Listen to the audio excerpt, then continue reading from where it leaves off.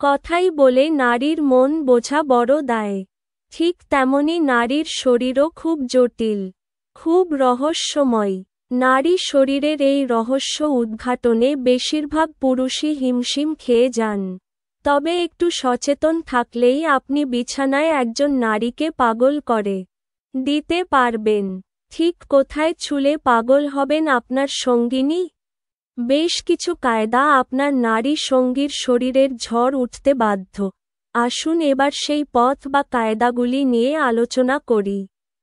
যৌন বিশেষজ্ঞরা বলছেন সঙ্গমের সময় পুরুষরা তাদের নিজেদের তৃপ্তির কথাই বেশি ভাবেন। তাই সঙ্গমের পর নারী শরীর অনেক সময় প্রকৃত তৃপ্তি লাভ করতে পারে না।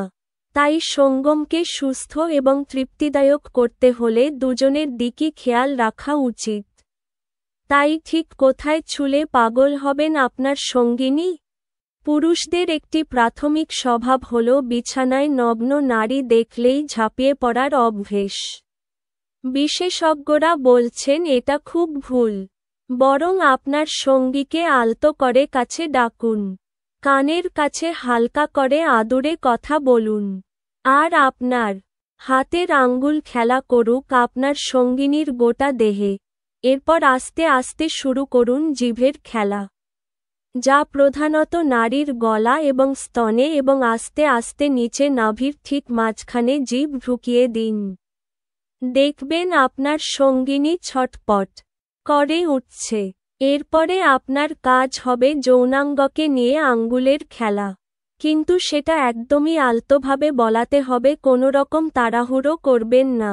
সঙ্গমের সময় ফিঙ্গারিং করার অনেকেরই অভ্যাস থাকে, কিন্তু অনেক পুরুষের ভুল ধারণা হলো আঙুল দিয়ে জোরে জোরে ফিঙ্গারিং করলেই নারীদের তৃপ্তি আসে।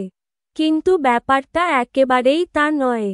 ফিঙ্গারিং শুরু করতে হবে আস্তে আস্তে একটা আঙুল দিয়ে। এরপর দুটো আঙুল প্রবেশ করালেই বুঝতে পারবেন নারীর যৌনাঙ্গ ঘুমের জন্য কতটা তৈরি। আর সেটা বুঝার পরেই আপনি আপনার আসল কাজটি করে ফেলুন। দেখবেন আপনার সঙ্গিনী আপনাকে ছাড়তেই চাইছে না।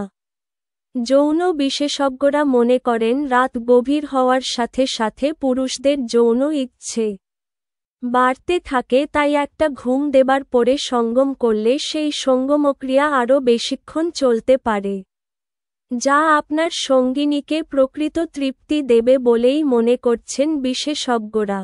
তাই আর দেরি না করে সঠিক এবং ঠিক যৌন সঙ্গম করুন, আর তৃপ্তি দিন আপনার সঙ্গিনীকে।